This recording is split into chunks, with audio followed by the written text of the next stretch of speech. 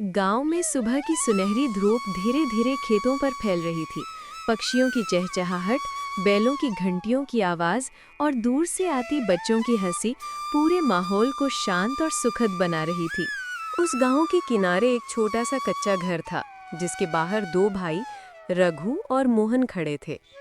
रघु लगभग 20-22 साल का, मजबूत कदकाठी वाला, माथे पर पसीना लेकिन चेहरे पर जिम्मेदारी का एहसास। मोहन 15-16 साल का, दुबला पतला मगर आंखों में चमक और उम्मीद। दोनों के माता पिता नहीं थे। माँ बाप के जाने के बाद यही दोनों एक दूसरे का सहारा थे। मोहन मुस्कुराते हुए और कुदाल उठाते हुए बोलता है, भैया, आज गेहूं की फसल काटनी है ना? हाँ मोहन, अगर आज मेहनत करेंगे तो ही कल हमारे चूल्हे जलेगा। और अगर मेहनत नहीं की तो फिर कल हम दोनों नंगे पांव ही गांव में घूमते रहेंगे। दोनों हंस पड़ते हैं। तू अब बच्चा नहीं रहा मोहन, अब तू मेरा भाई ही नहीं, मेरा साथी है, मेरा परिवार है।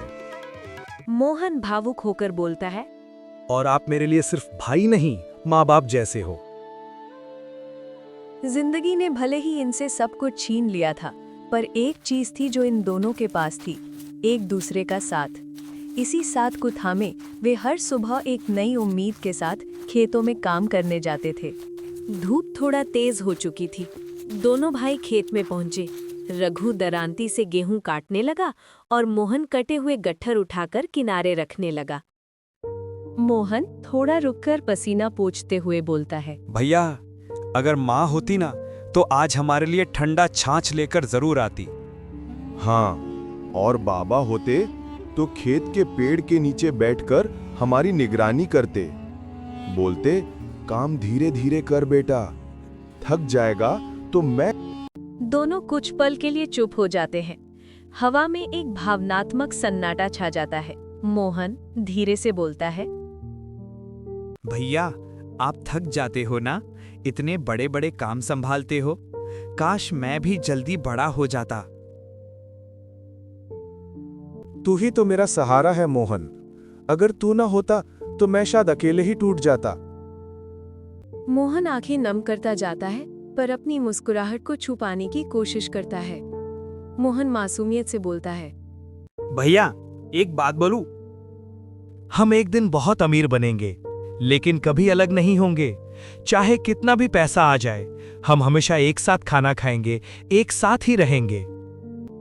रघु मुस्कुराते हुए बोलता है, हारे पागल, पैसा क्या चीज है, मैं तो तेरे बिना एक दिन भी नहीं रह सकता। दोनों फिर से जुट जाते हैं काम में, लेकिन इस बार उनके चेहरों पर थकान नहीं, बल्कि एक नई उम्मीद थी। शाम होने लगी थी, सूरज ढल रहा था और खेतों में सुनहरी रोशनी चमक रही थी। दोनों भाई थक चुके थे, पर अब भी काम खत्म करने में लगे थे। अचानक रघु का दरांती किसी सख्त चीज से टकराई। टन जैसी आवाज हुई। रघु चौंक। अरे, ये क्या था? मोहन दौड़ते हुए पास आता है। भैया, जमीन के अंदर कुछ है, शायद। दोनों झुककर मिट्टी हटाना शुरू करते हैं। कुछ ही देर में मिट्टी के अंदर से एक पुराना पीतल का घड़ा निकलता है। घड़ा भारी था और ऊपर से मिट्टी लगा हुआ था। मोहन घबराहट कर बोलता है, भैया, इसमें तो कुछ बड़ा ही है। रघु कांपती आवाज में बोलता है, कहीं ये वही तो नहीं जिसके किस्से बाबा सुनाया करते थे, पुराना खजाना? दोनों घड़ा उठाकर पेड़ के नीचे बैठ जाते हैं। रघु अपने हाथ से मिट्टी हटाता है। दोनों घड़े के अंदर झांकते हैं और अंदर से चमचमाते सोने के सिक्के और जेवर दिखते ही मोहन आंखें फाड़ कर देखता रहता है। भैया, ये तो सच में सोना है। रघु हैरान और लालच भरे मन से बोलता है, इतना सारा धन, अब हमें किसी की जरूरत नहीं, अब हम अमीर बन गए मोहन। मोहन थोड़ा डरते हुए बोलता है, लेकिन भैया, ये हमारा नहीं है, ये किसी और का भी हो सकता है। रघु तेज लहजे में बोलता है, मिल गया तो हमारा हुआ, भगवान ने खुद हमें दिया है। मोहन धीरे से बोलता है, शायद भगवान हमारी परीक्षा ले रहे हो। ये सुनकर रघु कुछ पल के लिए चुप हो जाता है।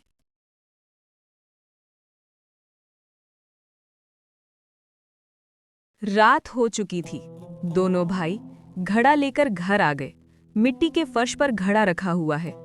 एक छोटी सी मिट्टी की लालटेन जल रही है। रघु घबराकर बोलता है, मोहन, अब सोच, हम पक्की हवेली बनवाएंगे, नए कपड़े, बैलगाड़ी नहीं, घोड़ा खरीदेंगे, गांव वाले हमें सलाम करेंगे। मोहन धीरे से बोलता है शांत आवाज में, भैया, ये सब ठीक है, लेकिन क्या हम इन सोने के सिक्कों के बदले अपने संस्कार खो देना चाहिए? रघु चौंक कर बोलता है, मतलब तुम्हारा इसके बारे में क्या विचार है? माँ हमेशा कहती थी, जो चीज़ तुम्हारी नहीं है उसे अपनाने से पहले 100 बार सोचना चाहिए। हो सकता है ये सोना किसी गरीब का हो या किसी ने मुसीबत में छुपाया हो। रघु झुंझलाते हुए बोलता रे, तो क्या करें? गांव वालों को बता दें तो फिर सरपंच सब ले जाएगा, हम फिर गरीब रह जाएंगे। मोहन दुखी होकर बोलता है, भैया, मैं गरीब रहना पसंद करूंगा, पर चोर कहलाना नहीं। ये सुनकर कुछ पल के लिए शांत होता है, लेकिन उसका लालच उसे अंदर से खींच रहा होता है। रघु अपनी जिद के आगे टिका रहा। तू चाहे तो मत ले मोहन, पर ये सोना मैं किसी को नहीं दूंगा। कल सुबह ही मैं इसे लेकर शहर चला जाऊंगा। मोहन आंखें नम करके बोलता है, भैया, पैसा कभी इंसान को बड़ा नहीं बनाता, उसका दिल बड़ा बनाता है। रघु कुछ नहीं बोलता। वो घड़े को कसकर पकड़कर सोने की कोशिश करता है। मोहन चुपचाप कोने में बैठा उसकी ओर देखता रहता है और सोचता है, क्या लालच मेरे भैया को मुझसे दूर कर देगा? रात गहरी हो चुकी थी। चांदनी के साथ हल्की ठंडी हवा चल रही थी। रघु ने घड़े को झोले में छुपाया और धीरे धीरे घर से निकल गया। मोहन खिड़की से उसे देख रहा था। मोहन धीरे से खुद से बोलता है, भैया, लालच कहीं तुम्हें और मुझे और परेशानी ना दे दे। रघु जंगल की ओर बढ़ा। पेड़ों की छाया और रात की आवाजें डरावनी लग रही थी। तभी अचानक कहीं से पैरों की आवाज आई। रघु रुक गया। 2 बड़े डाकू उसके सामने खड़े थे। उनकी आंखों में चमक और हाथ में कुल्हाड़ी। मुखिया डाकू कड़क आवाज में बोलता है, रात में अकेला घूम रहा है, क्या ले जा रहे हो? ये मेरा सामान है। तभी मुखिया के डाकू आगे बढ़ने लगते हैं। रघु डर गया। उसने झोला कसकर पकड़ लिया। तभी पीछे से मोहन दौड़ता हुआ आया। छोड़ो, ये सोना हमारा नहीं है, आप इसे ले लो, पर मेरे भाई को कुछ मत करो। डाकू मोहन को देखते हुए रुकते हैं। मोहन की हिम्मत और प्यार ने उनके दिल को छू लिया। मुखिया डाकू मोहन से बोलता है, तुम सच्चे भाई हो, लालच नहीं बल्कि भाईचारे के लिए खड़े हुए हो। जाओ, और याद रखना, लालच हमेशा मुसीबत लाता है। रघु डर के मारे कांप रहा था। उसने मोहन की ओर देखा। मोहन, तुम सच कहते थे, असली दौलत पैसा नहीं बल्कि प्यार और साथ है।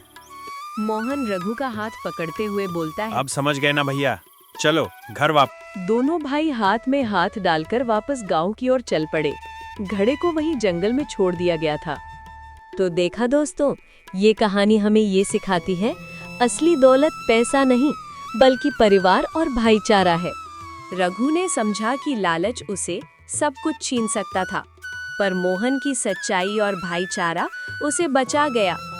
असली दौलत पैसा नहीं बल्कि प्यार, विश्वास और एक दूसरे का साथ है।